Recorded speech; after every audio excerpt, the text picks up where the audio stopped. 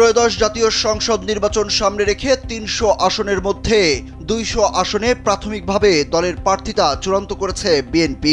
দলীয় যাচাই বাছাই প্রক্রিয়ার মধ্য দিয়ে এই কাজ সম্পন্ন করেছে দলটি।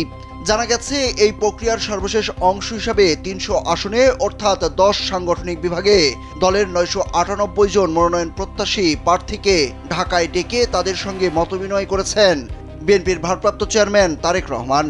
সেই হিসাবে প্রতি আসনে গড়ে ৩ জনের বেশি প্রার্থী রয়েছে।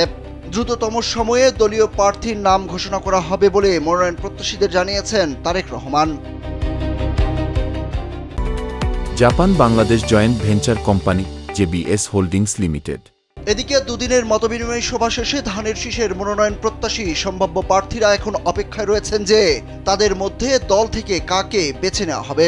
অর্থাৎ প্রার্থিতার বিষয়ে তারা এখন শেষ মুহূর্তের উদ্বেগ উৎকণ্ঠা নিয়ে কেন্দ্রের দিকে তাকিয়ে আছেন। মনোনয়ন প্রত্যাশীদের অনেকে এখনো ঢাকায় রয়ে গেছেন। এলাকায় ফিরে যাওয়ার আগে শেষ মুহূর্তের লবিং তদবির করছেন তারা। জানা গেছে, বিএনপি গত মাস থেকেই আসন ভিত্তিক একক প্রার্থীদের সবুজ সংকেত দেয়া শুরু করেছে। তারেক রহমান নিজে ফোন করে অথবা দলের দায়িত্বশীল নেতাদের মাধ্যমে এই মেসেজ পৌঁছে দেন। এখন ২০০-র মধ্যে অবশিষ্ট অধিকাংশ আসনে এই মাসের মধ্যে একই প্রক্রিয়ায় প্রার্থিতার বিষয়টি জানিয়ে দেওয়া হবে। তবে দলীয় সূত্র মতে এটি প্রাথমিক মনোনয়ন। নির্বাচনের তফসিলের পর দলীয় সাংগঠনিক প্রক্রিয়া তথা মনোনয়ন বোর্ডের মাধ্যমে প্রার্থিতা চূড়ান্ত করে ঘোষণা করা হবে। এদিকে গ্রিন সিগন্যাল পাওয়ার পরও দল থেকে প্রার্থীদের পর্যবেক্ষণে রাখা হচ্ছে। কোনো অভিযোগ কিংবা প্রত্যাশা অনুযায়ী মাঠে ভালো করতে না পারলে মনোনয়ন বোর্ডে সংশ্লিষ্ট আসনের প্রার্থিতায় পরিবর্তনও আসতে পারে। মনোনয়ন প্রক্রিয়া সম্পর্কে বিএনপির স্থায়ী কমিটির সদস্য মেজর অবসরপ্রাপ্ত হাফিজ উদ্দিন আহমেদ বলেন, একজন প্রার্থীকে ফোনে বা অন্যভাবে মেসেজে দলের পক্ষ থেকে মনোনয়ন প্রাপ্তির বিষয়টি জানিয়ে দেওয়া হবে এবং সেটা এ মাসের মধ্যেই সম্পন্ন করা হবে। তারপর যখন নির্বাচনের তফসিল ঘোষণা করা হবে তখন অফিসিয়ালি ৩০০ আসনে প্রার্থিতা ঘোষণা করা হবে। জানা গেছে, দুদিনের মতবিনিময় সভায় ৩০০ আসনে দলের মনোনয়ন প্রত্যাশীদের মোটা দাগে ৩টি বার্তা দিয়েছেন বিএনপির ভারপ্রাপ্ত চেয়ারম্যান তারেক রহমান। সেগুলো হলো, দলে কোনো গ্রুপিং বিভেদ সৃষ্টি করা যাবে না, যে কোনো পরিস্থিতিতে ধানের শীষের বিজয় নিশ্চিতে সবাইকে ঐক্যবদ্ধভাবে কাজ করতে হবে এবং জনগণের সঙ্গে সম্পর্ক তৈরি করতে হবে।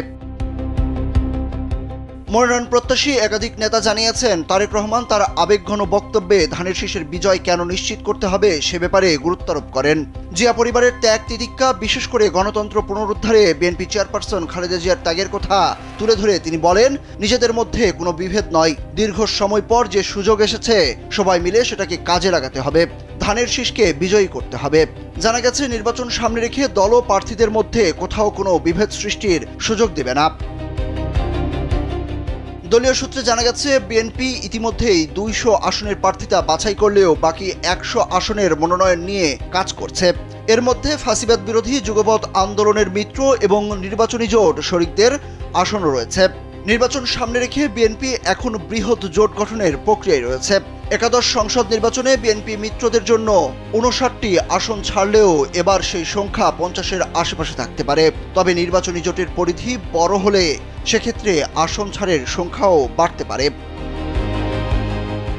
সুরুজ আহমেদ, কালবেলা।